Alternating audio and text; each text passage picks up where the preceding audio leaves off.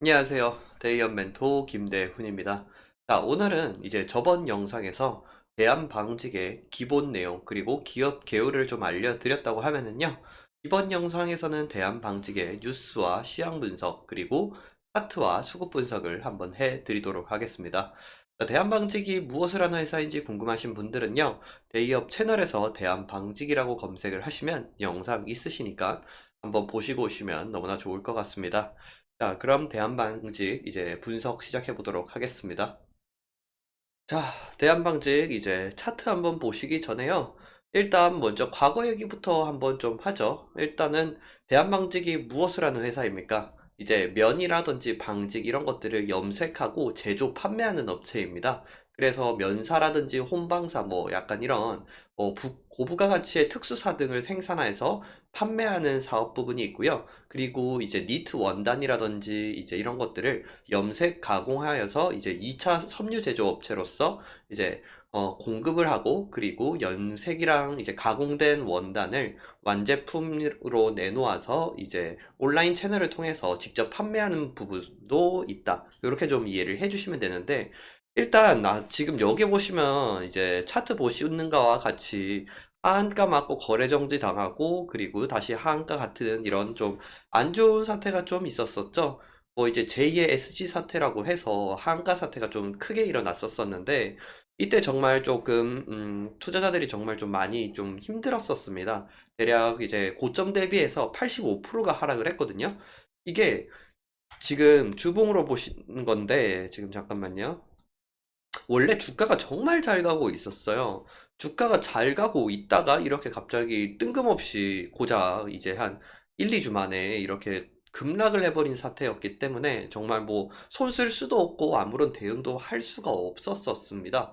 이때 근데 대한방직을 비롯해서 방림, 동일산업, 동일금속, 그리고 만호제강 등 이제 5종목이 이제 폭락을 이렇게 거의 똑같은 차트처럼 보여줬거든요. 근데 이게 하한가 사태에 관련해 가지고 이게 주가 조작 세력 연루 의혹이 막 이제 나오면서 좀 시장이 되게 좀 많이 술렁했었었죠. 근데 이 하한가 사태에 이게 배우로가 누가 있었냐면은 이제 바른투자연구소의 운영자였던 이제 그 사람이 조금 지목이 됐었었고 그래서 이제 검찰이 바로 이제 수사를 했죠. 그리고 재판으로 넘어가서 이제 이런 부분에 관해서 부당이익을 챙긴 혐의로 이제 재판을 받고 있고요. 일단은 왜 이렇게 조금, 뭐지, 재판까지 갔냐라고 하면은, 이제 그 카페에서, 이 종목들 있지 않습니까? 이런 종목들. 얘네가 이 종목들을 되게 많이 매수 추천으로 언급을 자주 했었거든요. 그래서 약간 통정 매매로 이거 시세 조종한 거 아니냐. 약간 이런 식으로 해서 조금, 참 투자자들의 마음을 좀 아프게 했었습니다.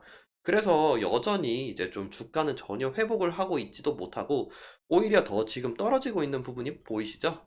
참 저도 이제 같은 주주 입장으로서는 참 가슴이 아픕니다. 아, 제가 이 주주를 가지고 있었던 건 아니고요.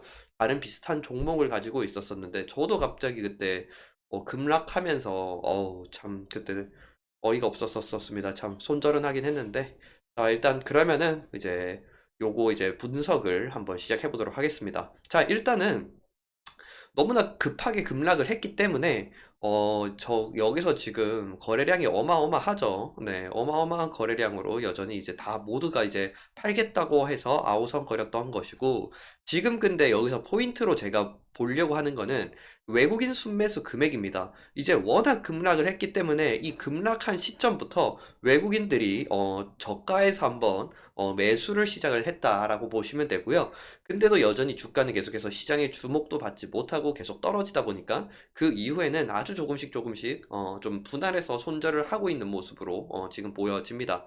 물론 외국인 입장에서도 뭐 별 특별한 이유가 없는데 갑자기 너무나 급락을 하니까 야 이거 좀 한번 해볼까? 약간 이런 식으로 들어간 것 같고 특히 이 대한방직이 물론 지금 조금 계속해서 좀 적자를 좀 보고 있지만은 그래도 수출량도 어느 정도 되고 그럼 이제 내수보다는 수출량이 더 많거든요. 수출 이제 매출액이 그렇기 때문에 아무래도 외국인들도 야, 이 정도까지 빠질 건 아니다라고 생각을 다 한 것 같은데 아쉽지만 좀 많이 빠지게 됐던 부분이 있을 것 같습니다.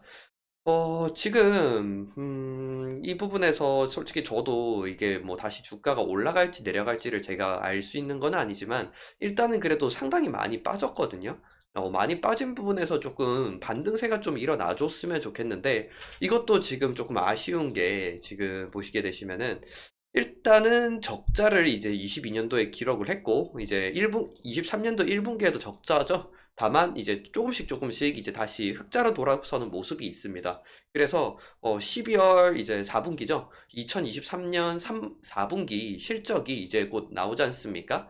이 실적이 나왔을 때 과연 이게 적자면은 조금 더 아쉽다라고 할 수 있겠는데, 만약에 지금 다시 실적이 좀 개선되는 모습을 보여주고, 특히 적자에서 흑자로 돌아설 때 좀 주가가 많이 상승을 하거든요. 이러한 부분들을 여러분들께서도 좀 이해를 해주시면 좋겠고, 지금 그리고 수급을 보셔더라도 외국인이랑 이 기관들이 아직까지 물론 지금 제가 아까 전에 말씀드렸다시피 손절을 계속해서 좀 하고는 있다고 말씀드렸지 않습니까? 어쩔 수 없는 게 외국인들도 이제 위험 리스크 관리를 해야 되기 때문에 주가가 지금 저기서 더 빠지면은 계속 분할로 이제 조금씩 매도를 할 수밖에 없습니다. 다만 아직까지 외국인 물량이 상당히 많이 남아 있다고 이제 좀 나오고 있지 않습니까? 이게 7월 3일이 언제 날짜냐면은요. 지금 여기 급락했었을 때거든요. 이 급락했었을 때부터 지금 제가 한번 끄었었던 건데, 지금 여전히 여기서 이제 물량을 가지고 있고, 그래서 이제 아직까지는 이제 다 털지는 못했습니다. 한마디로 말해서 아직까지 좀 엑시트 전략이라기보다는 좀 더 이제 좀 손절매 쪽으로 가고 있는 경향이 많다라고 보시면 되겠고, 주가가 한번 좀 반등을 해줬으면 참 좋을 것 같습니다. 조금 업황을 이번에 조금 같이 설명을 해드리면은요. 일단, 저희가 이제 한국 같은 경우에는 좀 경기 침체죠. 확실히 경기가 많이 둔화되어 있기 때문에, 필수제가 아닌 의류 산업 같은 경우에는요. 확실히 좀 경기에 상당히 민감합니다. 경기에 민감하기 때문에, 경기가 좋지 않으면 사람들이 좀 더 옷을 사는 것에 대해서 좀 주저하게 되거든요. 그렇지 않습니까? 돈이 없는데 옷부터 사지는 않을 거지 않습니까? 그렇다 보니까 약간 이제 의류업체 같은 경우에도 주가가 좀 많이 빠지고 있어요. 물론 이제 수출을 많이 하는 업체들은 좀 주가가 다르겠지만, 보통 내수주 포트폴리오를 좀 거의 가지고 있는 업체들은 거의 주가가 뭐 우하향한 지가 지금 한 1, 2년 됐거든요.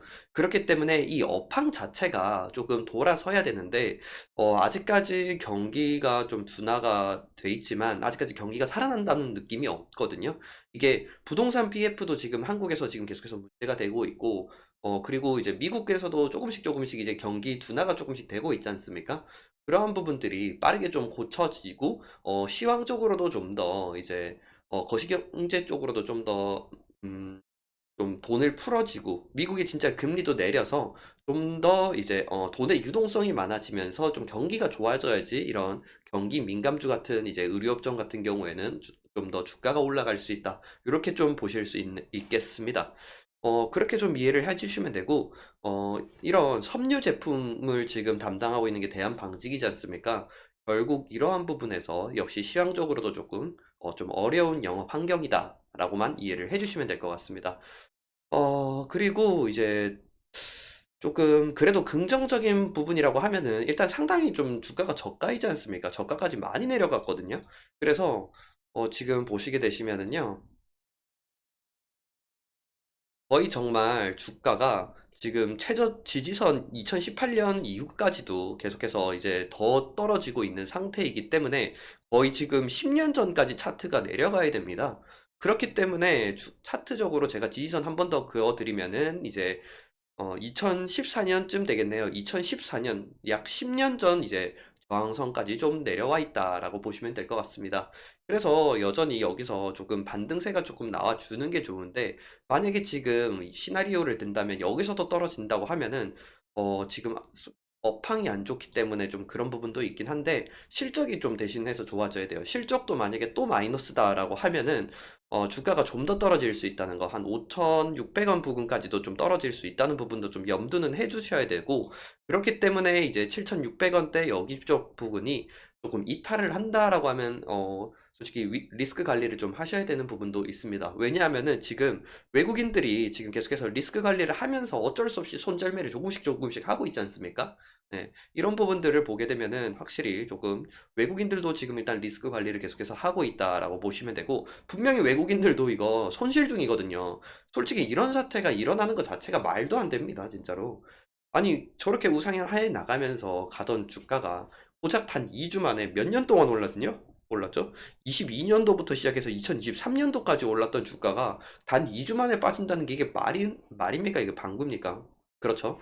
그렇기 때문에 이거를 좀 주도했던 저기 확실히 주도했는지 안 했는지는 모르겠지만 일단 검찰이 수사 중이기 때문에 이렇게 하면 정말 안 될 것 같습니다.